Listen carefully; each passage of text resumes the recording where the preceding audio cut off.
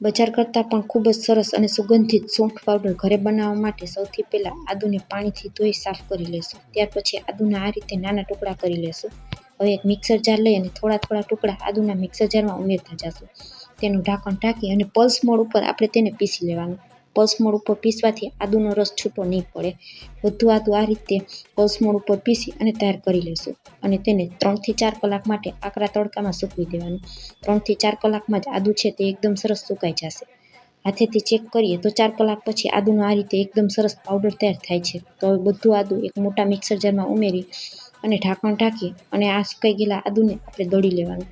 ત્યાર પછી ચાળણીની મદદથી ચાળી લેવાનું, જેથી કરી તેમાં જે પણ રેસાનો ભાગ રહી ગયો હોય તે બધો અલગ થઈ જાય. તો તૈયાર છે માર્કેટ કરતાં પણ સસ્તો, શુદ્ધ અને સુગંધિત સૂંઠનો પાવડર. વિડીયો પસંદ આવે તો એક લાઇક કરી ચેનલને સબસ્ક્રાઈબ જરૂરથી કરજો. Thanks for watching.